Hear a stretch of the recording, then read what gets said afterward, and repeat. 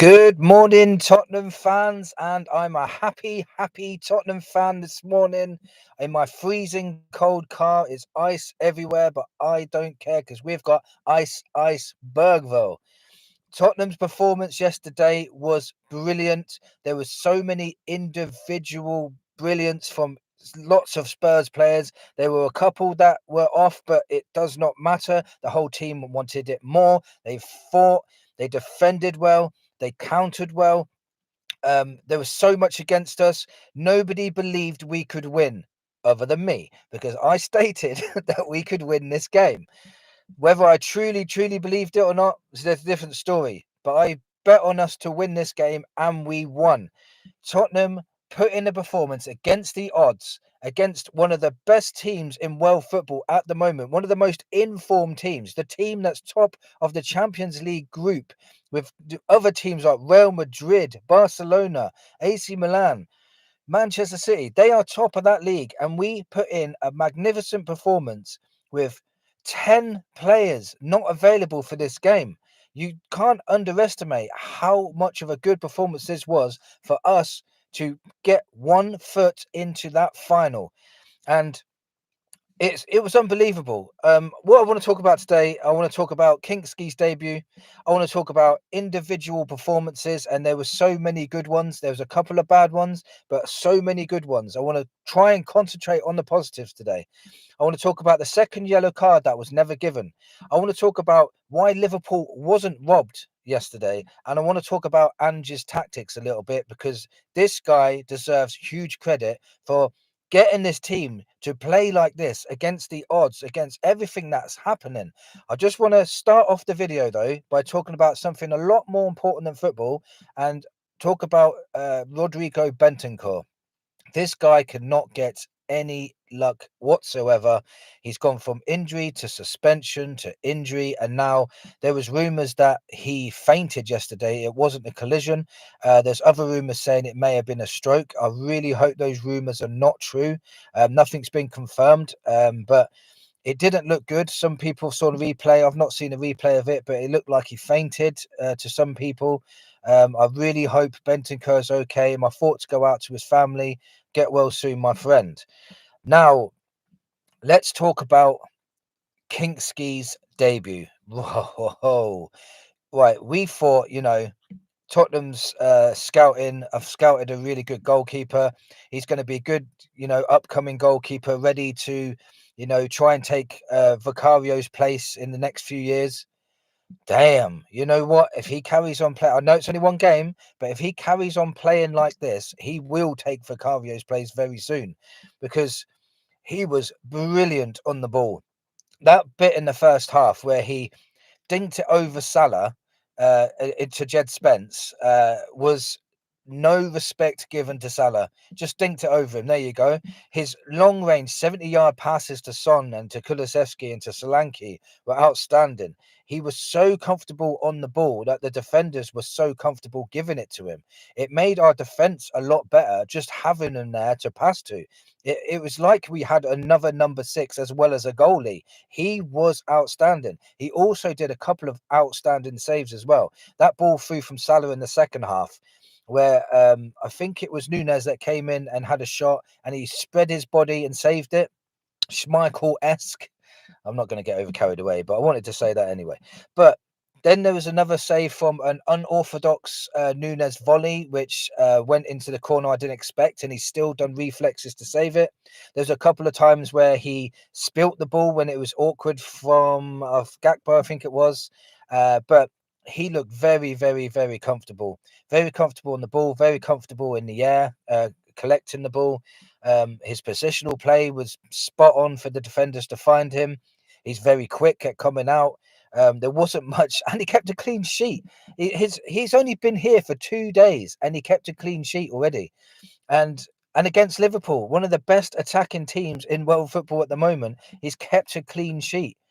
Wow, it's one game. I understand that, but to have a debut after being at the club for 3 days at 21 years old, I think that was a phenomenal performance. There must have been so much pressure on this lad.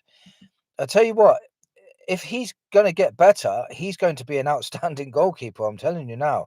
What a signing already that was. It made me so much better having him in there than Forster.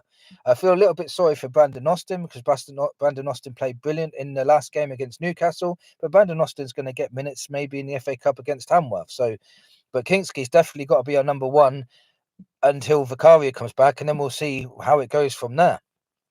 So I just want to talk about some individual performances. Let's start from the back. So we've talked about Kinsky. Let's talk about Pedro Porro first. Pedro Porro was on the ball, outstanding again. Found that ball for Solanke for that disallowed goal with that 2 millimeters offside or whatever it was. I still think it could have been onside. Those lines looked a little bit jaded to me, but we can't complain because of what happened to Diaz last season when he was clearly onside and that goal disallowed. So we have to let that one slide. I'm not going to complain about it too much. But yep, it said he was offside, so he was offside. But great ball from Porro for that goal, for instance. Then it was his ball again to Solanke, where Solanke, I'll get into it in a bit, what Solanke did for the goal. But Porro's distribution, his crossing has been exceptional in the last couple of games. His defending was a lot better today. He was more solid. I think as well the tactics helped him because he wasn't marauding forward. I think he was holding back a lot more. So he's concentrating more on defending than he was going forward. But he was still effective going forward, which means he had a very, very good game. I want to talk about Dragushin. Dragushin had a very good performance. He dominated that box yesterday, sorry. Is that cold? I don't know what day it is anymore. He dominated the box. He saved that brilliant one off the line. I don't even know how Alexander-Arnold got that on target, but he was in the right place at the right time. He even tried to do a diving header to save the next shot. He was full of passion, full of aggression. Not too bad on the ball either, like he normally is. His long balls were good. Good game from Dragushin. Not outstanding, but good game. So let me move on to outstanding, and that was Archie Gray, left centre back. He is a midfielder with a right foot, playing at left centre back again against one of the best teams in the league, and he was phenomenal. Him on the ball, he is outstanding on the ball. He just gets out of any bit of trouble, and Jed Spence helps him a lot. And I'll get on to Jed Spence in a minute, but him on the ball and his positional awareness and he's winning aerial duels. He was that bit where he took it around 3 players in his own box near enough and then took the ball out into started striding into midfield, then outside of the football to Brennan Johnson. It was brilliant from him, and it looked like he was been our centre back all season.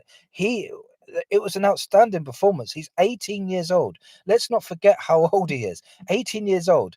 This is his first season in the Premier League, and he's getting better and better and better every week, this guy. So much credit I've got to give Archie Gray. So much credit.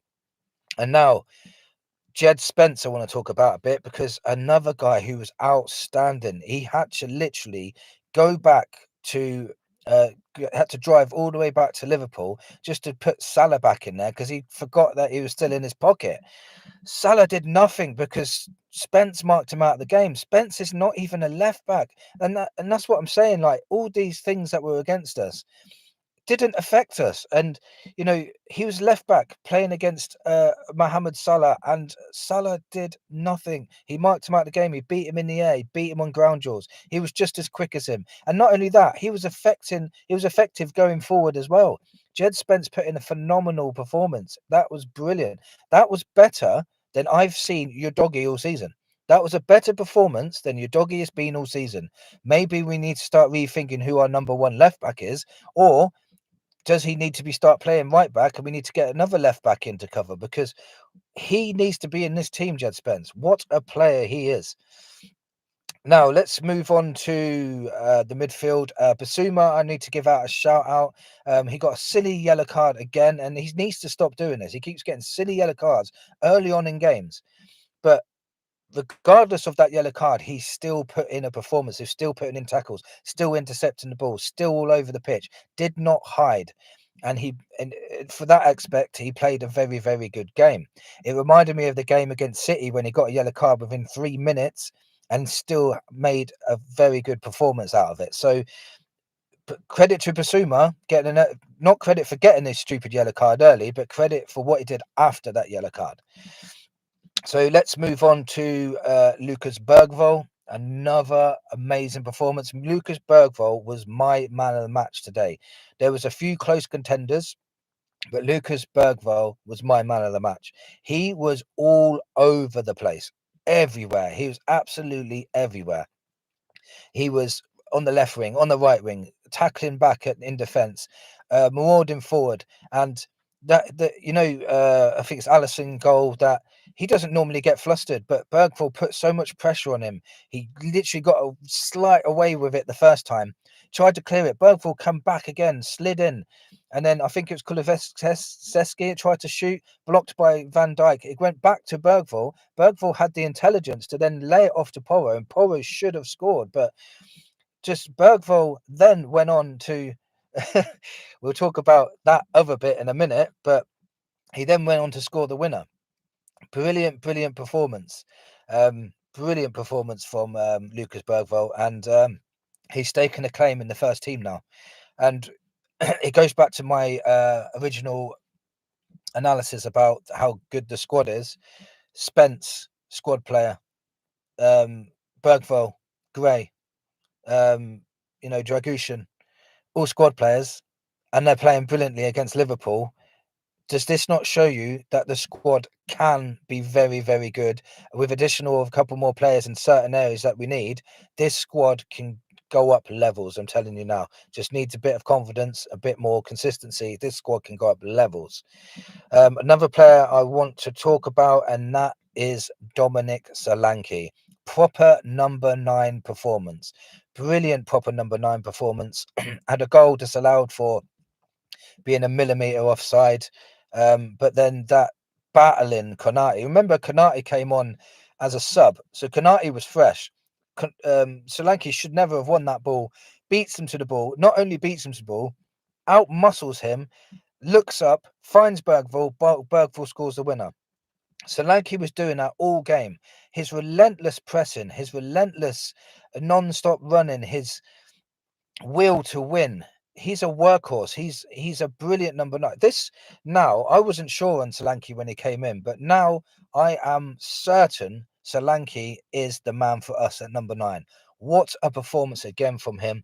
I think he proved to Liverpool fans now that he is good enough to play at a high level, and he should pat himself on the back.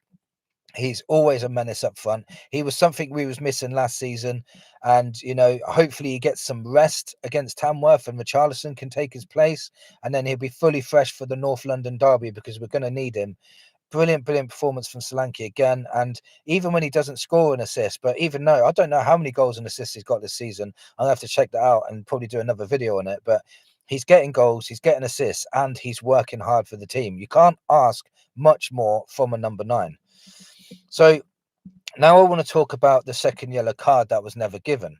Let's talk about the first yellow card that Bergvall got first.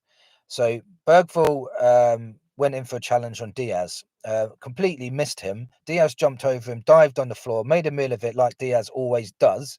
It wasn't even a foul. It didn't touch him. So it wasn't even a foul. It was a dive over. Yeah. If Diaz didn't dive and just let him hit him, yeah, it's a yellow. But Diaz dived over him. You can see Bergvall backing out from that challenge while he was going in for it in the first place. And Diaz dived. So Diaz escaped with a yellow, in my opinion. It shouldn't have been a Bergvall yellow in the first place, right? Let's get that clear. Diaz went on to dive again in the penalty area to Porro. Still no yellow. Yeah. So I just want to point that out as well. But then the second yellow, where he slid in on, I can't remember his name, but he slid in on the Liverpool player. And yes, if you've already got a yellow card and you make that kind of challenge, yes, Bergvall should have been sent off. 100%.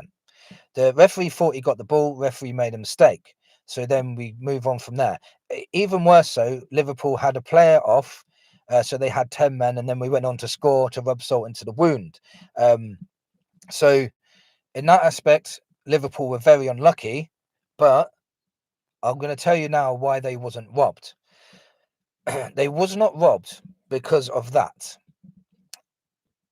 If a referee makes a decision and he decides not to give him yellow, not to send him off. You regroup, you carry on. They didn't. If Bergvall didn't score because he didn't get sent off, he scored because Liverpool allowed Solanke to turn their defence and lay it off to him and score. Liverpool did not defend that situation. Liverpool were not robbed. Tottenham could have scored another 2 goals in this game as well. Porro should have scored a goal. Solanke's goal was marginally offside by about a millimetre.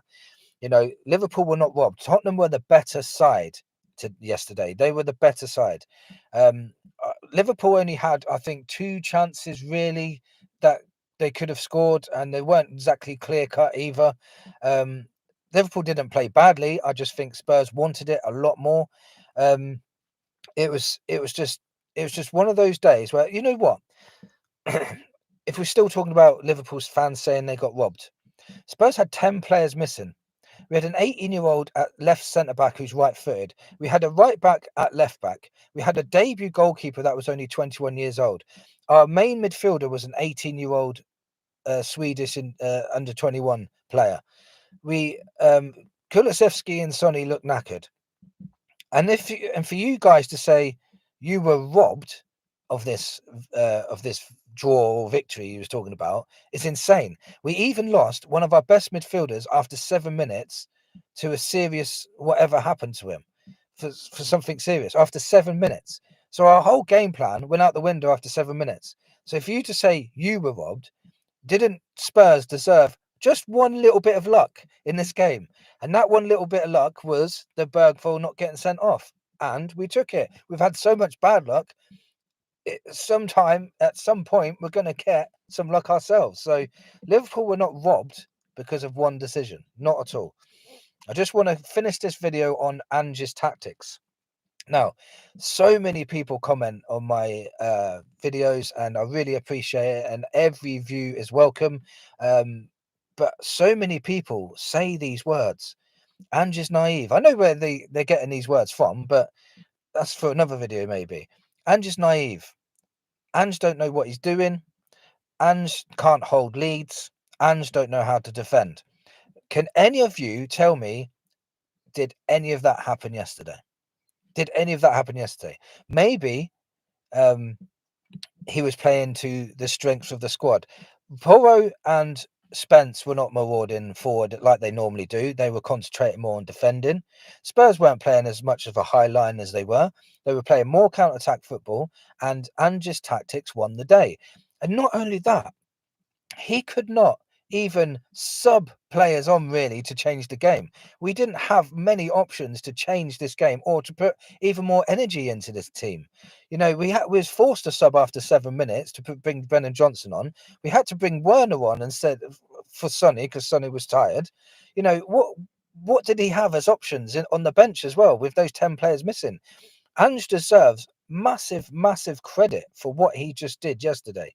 Not many managers would have got that squad of players to beat Liverpool yesterday. Not many managers would have done that. That was insane.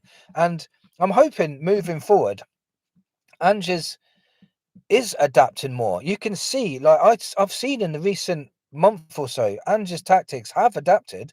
He's still got the same philosophy. Don't mistake philosophy for tactics. He's still got the same philosophy. Attack when you can. Attack. But his team was so compact yesterday. Liverpool, what did Salah do all day? We didn't see him. Spence and Gray was keeping him out all game, especially Spence. You know, what did Jota really do? Jota normally always scores against Spurs. I didn't see him. You know, credit where credit's due. If you're all saying Ange Postecoglou doesn't know what he's doing, he's naive, please just watch this game and tell me that he doesn't know what he's doing. Please. Because I'm getting sick of it now. You know, there's so much that's gone against us this season. We've had so much bad luck, but we're still in all the cups. We're now got 1 foot in the final. If we can put in another brilliant performance against Liverpool in the next leg, I'd put us as favourites. I really would, because Newcastle are a brilliant side, and obviously looking better than Arsenal at the minute. And if it is Newcastle that's in the final, I'd still put us as favourites. I really would. If we get our players back as well for the next game against Liverpool, get some players in through the door as well, this squad could be very strong. We could even rotate in the next game, during the game, keep it fresh and try and hold this lead or maybe add to it. Because Liverpool at Anfield are going to score. We know that. So we're going to have to score. It's going to be a different story at Anfield, but today I'm celebrating that Spurs put in a brilliant performance and won against Liverpool. Let me know in the comments if I've missed anything that you want to talk about, and let me know what you thought of the game and what you think the outcome's going to be in the second leg. And come on, you Spurs!